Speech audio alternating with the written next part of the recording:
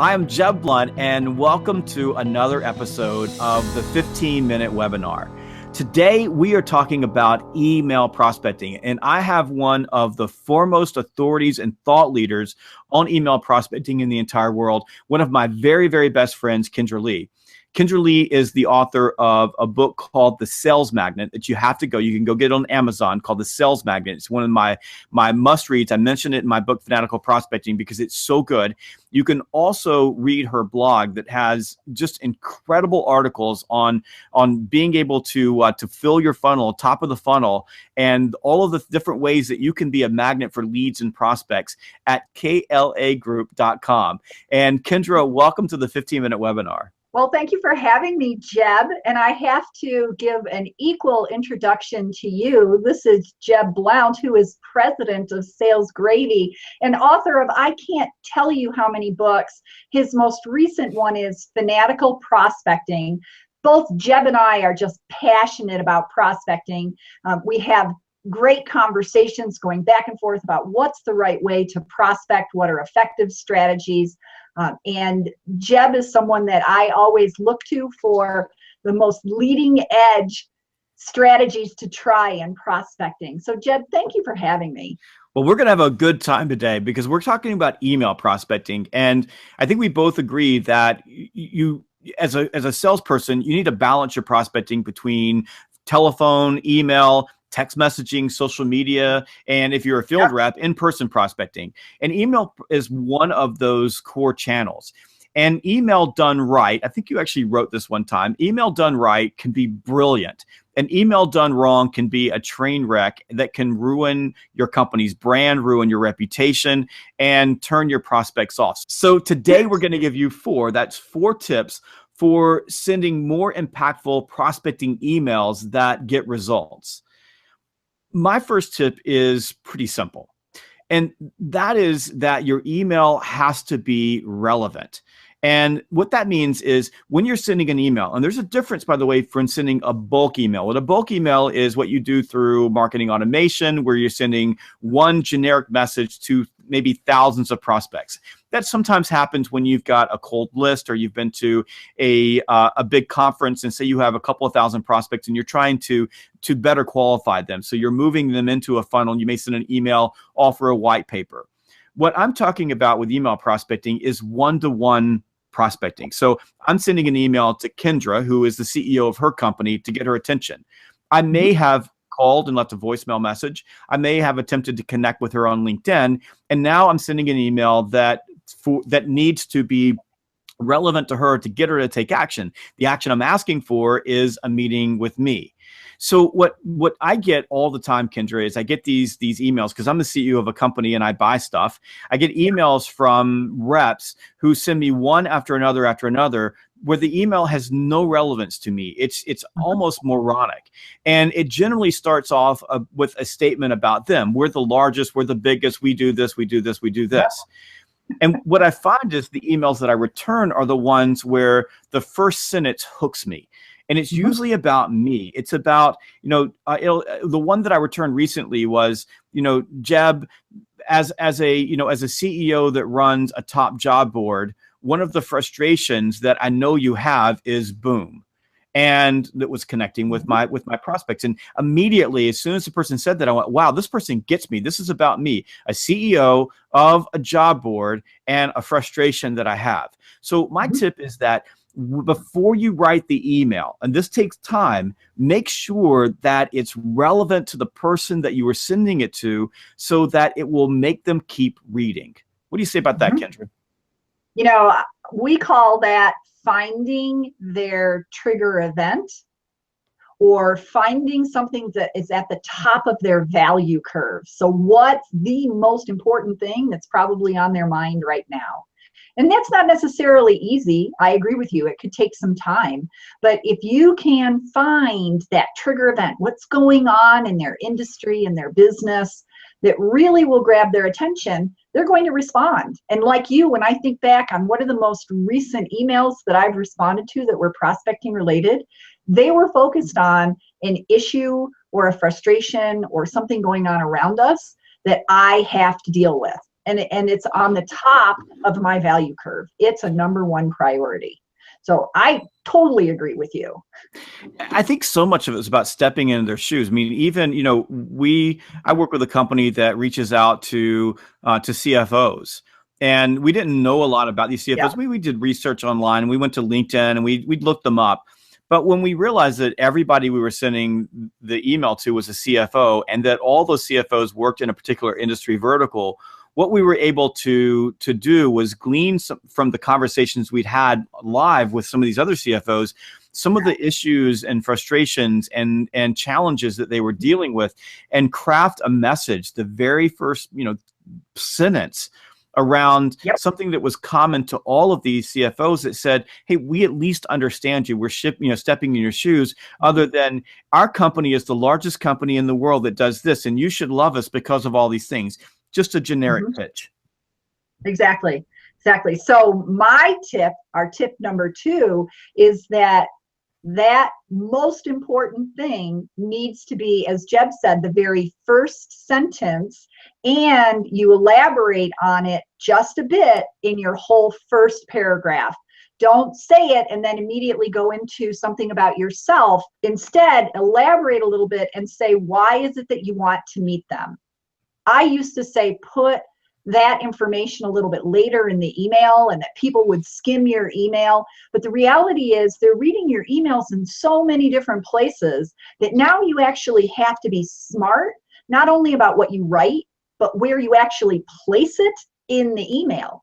Because if they're reading it on their mobile phone, the minute they see a break in your paragraphs, suddenly they could be on to the next thing because they didn't catch what you wanted in that very first paragraph. So put that important sentence first, and then say, what is it that you want? Are you meeting with them to talk about ideas related to this? Do you want to interview them? Do you want to just talk with them and share what you've seen other clients doing? But what is it that you want? Put it right up front so that they get that message immediately. So our first sentence says, CFOs in your industry face the challenge of never knowing when their business might be at risk. And that's exactly why I'm writing, to schedule a meeting with you to share some of the best practices that other CEOs and CFOs in your industry are using to mitigate risk. So I'm upfront basically saying, hey, I get you. And here's why we meet. Here's what value I can bring to you. And it's not about what I can do for you, what I want to discuss with you, what I'd love or like to do.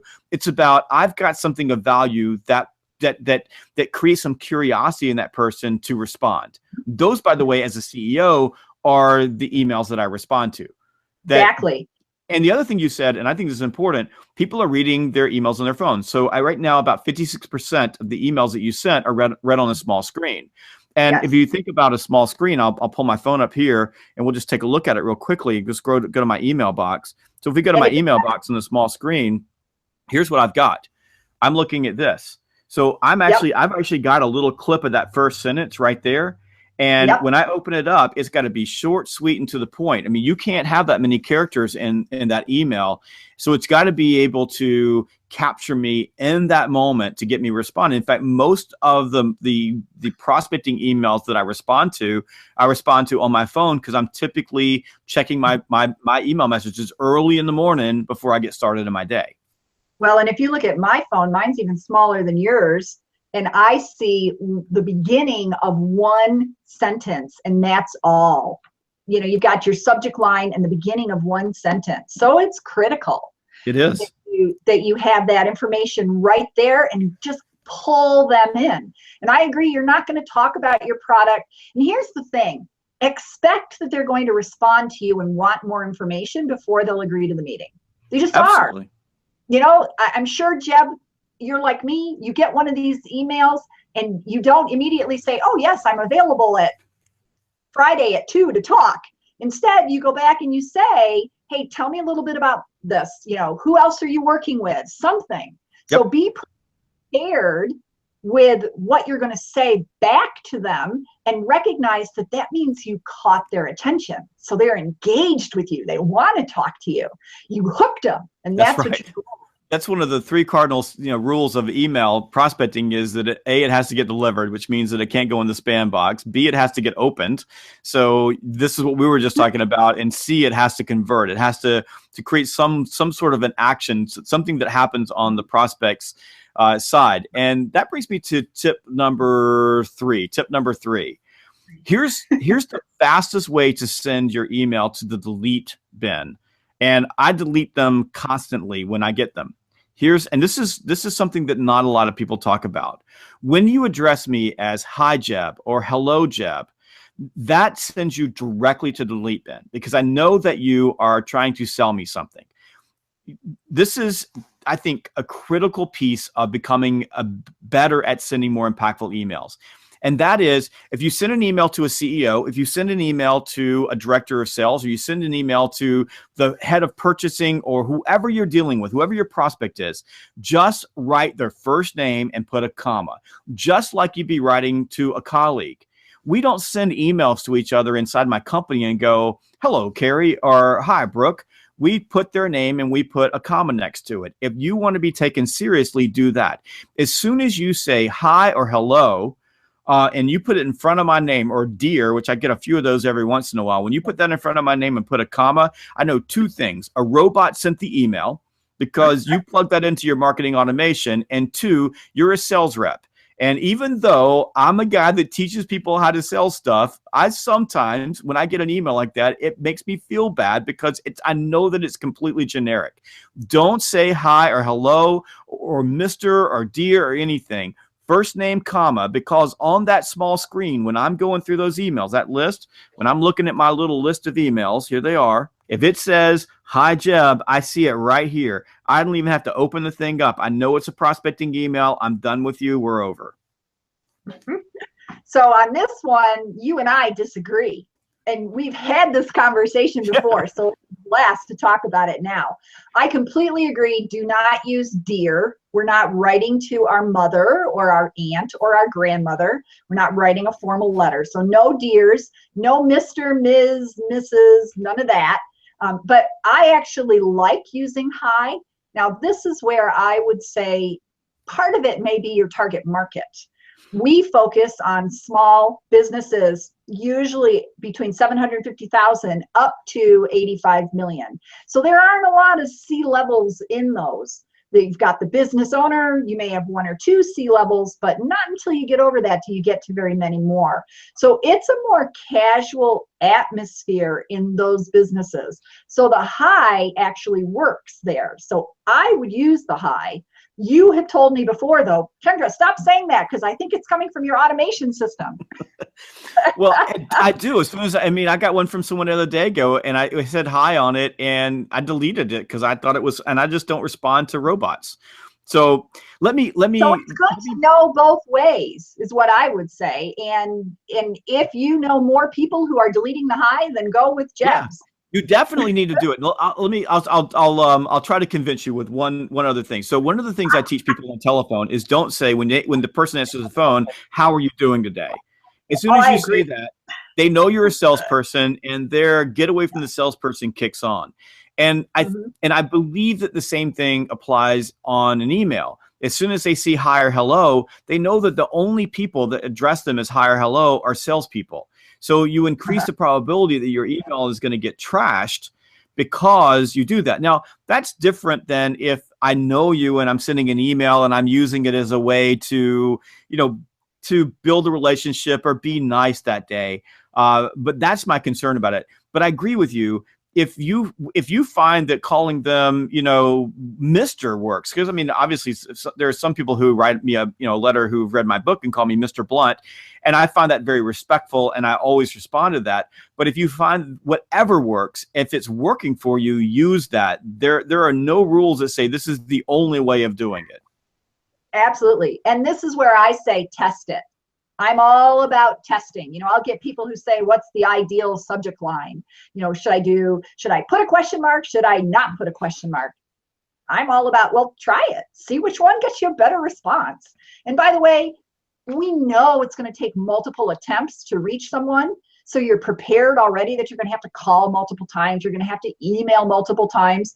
So switch it up, make it interesting. It only makes it look like it's not coming from a robot. It's coming from a person who sincerely, genuinely wants to talk to them.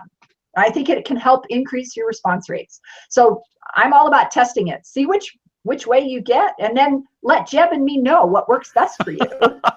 Very good. Yeah, you can, if you're watching this on YouTube, definitely we want to see your comments. I mean, I love to hear. I mean, we'd love to hear if you've got a best practice of something that's working for you, especially a subject line or a way of addressing people or something you're saying. If there's something there, put it in the comments so that we can respond to you. Absolutely. I like to hear that. So that brings us to tip number 4, Jeb.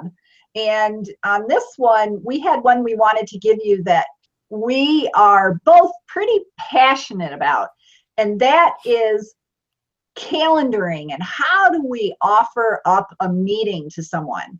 I firmly believe that if you're going to invite someone to have a conversation with you, you should offer up a time. Why not go for the close? So in your email, suggest a potential time that you can meet. It makes it so much easier if you've grabbed their attention and they do want to hear your ideas about where other CFOs are at risk, then suggest a time so that they can easily go to their calendar and see, am I available at that time or am I not available? And this is something we teach that you do on the phone as well, as you can suggest a time that you might call back. But here's the cool thing. When you suggest a time, if they're interested, they go and they look at their calendar and they see they may not be available. They may suggest an alternate time. So for example, I'll say, how about we get together next Thursday at 2 o'clock? I do that on the telephone and I do that on email. And the reason that I do that is, A, I don't want my prospect to have to work. So most prospects have an idea of what their calendar is. So if I just give them a time, they don't have to go look, they don't have to do anything. The easier I make it for them to respond to me, the better. And if they write back and say that won't work, I get a response. I converted. Now they're engaged. Now we're having a conversation. That happened to me last week. I was with a group of salespeople in one of our Fanatical Prospecting boot camps, and I was prospecting with them. And I got in touch with a Salesforce administrator, and I suggested a time, and she said, that won't work for me, but how about this? And we booked the appointment. So definitely suggest a time. Now, the calendar link. So, here's my calendar. Find a time on there that works for you. Personally, I find that unbelievably offensive when someone is coming to me asking for me for my time. It really, really chaps me. And I've gotten a lot of questions recently. I just got one a couple of weeks ago. Should I add a calendar link? And I think a lot of people are struggling with this because we see a lot of people doing it. And when we see a lot of people doing it, we want to do it too. And I don't like it. I had a tech company who wanted me to do a demo of their product because they want me to talk about their product because I've got a big audience. And they sent me a calendar link. And I was completely offended. And I said, no, I said, I can't, I'm not doing this with you. And I told them why. I said, because instead of coming to me, you're being respectful of my time. You said to me, you find a time on our calendar. To me, it's arrogance. However, let me say this. I don't want to say that this is the wrong way, because you know what? There are people all over the place. There are some people that you send a calendar link to, they're probably thrilled to have it. It makes them feel better. To me, it's offensive. To them, it's not. And what you don't want to do is, hack off your prospect in the process. And if you send it to me, I guarantee you, I'm not clicking your link, and I make it super hard for people who do that. In fact, I'll say, I'll meet with you. They send me a link. I don't respond to them because I find it to be rude. But here's my go ahead. I won't actually respond to them, Jeb. If I get one, we're done. I delete it. Yep, we're done. And that's how I feel. Now, that may be generational. I don't know. But here's what I say. Do both. If you have a calendar link, do both. Say, how about we get together next Thursday at 2 o'clock? Or if that time is not convenient for you, send me back a time that is, or here's a link to my calendar where you can see the times that I have available. So you're basically giving people 3 options. Yep. Pick the time that I give you, send me another time, or go to my calendar. That way, I think you don't make it offensive to people, so you're not offending folks like you and I who just won't respond to those things. And if the person just wants to give you another time, you make it easy for them. And for the other group of people who find it completely natural to go to someone else's calendar and find a date where they can be sold something, those people, it works for you. And that's exactly it. It's like you're asking your client to go find a time when you can sell to them. That's what makes it offensive. I don't know that it's generational. I think it's actually based on the level of the person. The higher the level of the person, the more arrogant it seems for a salesperson to say, hey, go pick a time, Mr. VP or Mr. Business Owner, on my calendar to sell to you. That's the way I look at it. But I agree with you. If you offer the different options, all we're doing is making it easy for them. Just don't offer too many options. Jeb gave you 3. I wouldn't go beyond that. The other thing that you can do with your calendar invitation, you can put it in your signature as well. And there are people who absolutely will look at your email signature, and they may choose to click through to find a time on your calendar. So those are all ways that you can use it. Now, Jeb, the other thing I like to do is actually send a calendar invitation. So I will put in the email that I'll send you a calendar invitation in case that's an easier way for you to respond. So I'll suggest Thursday at 3. And by the way, always quote it in their time zone, not yours. Being from the mountain time zone where nobody understands what time zone we're really in, I'm very cognizant of that. Quote it in their local time zone, and then I'll send them a calendar invitation, and in the invitation, I'll put what we're going to cover to remind them so that when it comes up on that day, they know what we were going to talk about. And there is a percentage of people that will accept just from your calendar invitation and never actually reply to the email. So there are all different ways that you can get on their calendar. I love that. And the nice thing about modern calendar invites is even if they don't accept the calendar invite, it's still on their calendar. So you follow up on that exact day and you say, hey, I had suggested it, hadn't heard from you, didn't know if maybe you were available. Makes you look all that more sincere. Very good. That's a great tip. Now I've got one more bonus conversation. When you're using email for prospecting, it is really, really stupid to start off your relationship by calling your prospect a schmuck. Just let that sink in for a minute. Tell us that. Didn't we know that? So let me tell you what I'm talking about. And I've been polling executives, primarily executives recently, because I hang out with a lot of CEOs and C-level people and what I do. And everybody seems to be having the same issue. And here's the issue. Johnny, the sales representative, puts together an email. He sends it out on a Monday. The email may be good, may be bad, but there's a busy person there. It gets to the bottom of the email box. You know how it is. Once something goes to the end of my day and I haven't answered it, it's probably likely I'm never going to see it again. It's no different than my Facebook feed or my Twitter feed. It's gone forever. So the next day, Johnny loads up an email and says, I don't know if you saw the email that I sent you yesterday, but I'm hopefully you'll get in touch with me. A couple of days later, Johnny doesn't get a response. Johnny says, hey, I've sent you a couple of emails, and just in case you missed it, maybe we could get together. And then on Friday, you get another one from Johnny that says, listen, the last 4 emails that I sent you didn't go answered. I'm assuming that you probably don't want to talk to me, but just in case you did. And then next Tuesday, you get another one from Johnny that says, I've been sending you lots of emails. I haven't heard from you. Could you get back in touch with me? Now, here's the problem. As a human being, when you get that, at the subconscious level, you feel bad. Johnny called you out. You didn't send Johnny back an email. You didn't write him back. You didn't do anything. It's not something that makes you mad. It just makes you feel bad. It's like getting a voicemail that says, hey, Kendra, I called you yesterday. You didn't call me back. Call me again. And I've been polling people because I've been noticing my emotions when I get these emails, just my emotion around it. There's part of me that feels bad. Hey, I didn't send Johnny back an email. And there's part of me that's pissed off at Johnny because Johnny's calling me out and telling me I'm a schmuck for not getting back in touch with him. Now, I recognize it's a campaign that Johnny's on. He's probably a robot sending those things. But to me, if you want to start a relationship with your prospect, that's a really dumb way to do it. And I wanted to see what you thought about that. without any preview. So we're just going to get, you know, a different take, or you're going to agree with me. I'm not sure. You're getting the unvarnished thought. Yeah. First off, I think you have to leave enough time between your emails for somebody to respond to you. If I sent it yesterday and they haven't responded today, I'm not going to email them again today. Everybody's busy. And even though I know that it's probably slipped down, I'm going to give them the benefit of the doubt and give them a little bit longer to respond. So I actually recommend waiting 3 days. I also recommend not sending 5 emails like you talked about. Somewhere in there, you should pick up the phone and try and call them and alert them that you've sent them an email and here's why, and you'd really like to get together. So don't leave it just to email. I wouldn't phrase it the way that you have, Jeb, where saying, hey, I hadn't heard from you, or the one that says, guess you're not interested, thanks.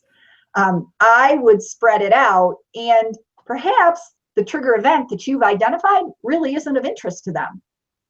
So maybe you need to find a different first sentence that you're using and come with a different reason that you want to talk with them. Yeah, I don't have a problem with people sending an email campaign or multiple emails. And I agree with you. You know, the email should be balanced with a phone call, a voicemail, social media touch. You know, even if you're going to a conference and you're going to meet them, I know you go to some of the Salesforce conferences and things like that. You know, if I'm going to meet you there, I may send an email for that. What I find to be off-putting is the first sentence, I sent you an email yesterday, or I sent you an email 4 days ago. Telling me that you sent me an email and I didn't answer it makes me feel bad. Don't do that. Just send another message. You can have a series of messages that even educate me. That's okay. But don't call your prospect a schmuck. That's just stupid. Now, what do you think about saying in follow-up or just checking back? That's one that I might do. You don't like that one either? No, I'm not a big fan of just checking in. There's no value in that. No, you know, checking back. It's like, not that one, but where you can use the same value proposition again, use that same sentence, but I'll say I'm following up on. Yeah, I think you could do that. I think that I would alter the message. I would change the message up. I would either use it to create some urgency. If it was a particular trigger event or something, I may say, time's running out. I don't want you to miss out. If we were running, like, let's just say that you've got a client base and you're offering a special on something that you do, some service, a download, a software, whatever. You know, you could send an email that says, Jeb, I don't want you to miss out on this fantastic offer, because I've noticed that a lot of people like you who download this or get this or buy this from us or meet with us or do this find that it's of real value to them. I don't know if it'd be a fit for you, but it would at least make sense for us to get on the telephone and have a conversation about it so that, you know, at least you don't miss that opportunity. You could change that up, change that up, change that up. I think it's the subconscious mind that we have to be careful of, that we don't, as human beings, I don't want to let you down, you don't want to let me down, and I don't want to put you in a situation where, because I'm prospecting to you, I'm making you feel like, you know, you're the bad guy because you're not responding to me. And I think if you had something that was like, let's just say that you had an offer and it was there was a hard stop at the end of the week, then you may say, hey, I'm just following up to make sure you don't miss this. That's in my favor. You're doing something to help me. You're not saying, I sent you an email yesterday and didn't hear from you. That line, don't do that. That's really bad stuff. That one. Don't ever do that. Never make your prospect feel, like you said, like a schmuck. Feel bad, feel dumb. Yeah, no, don't do that one. I'm there with you. Perfect. Well, thank you so much for joining me for this 15-minute webinar, Email Prospecting. And folks, I want you to go check out Kendra's book, The Sales Magnet. It is fantastic. It's one of my favorite books. I have it in hard copy, and I also have it on Kindle because I've read it a bunch of times. And I reference in my book, Fanatical Prospecting, and I use Kendra's message and methods all the time in my own business because she's really, really good at what she does. And if you go to KLAgroup.com, that's KLAgroup.com, go read her blogs. Once you start going there and you pick up her newsletter, I promise that you're going to be hooked. Kendra, thank you so much for joining us today. Thank you for having me, Jeb. And can I say that you should also pick up Fanatical Prospecting, because it's a great book as well, with very current, very, very relevant strategies for prospecting. And as you can tell, Jeb and I are very fanatical about how to prospect. So thank you for having me, Jeb. Awesome. Thank you so much. Thank you very much.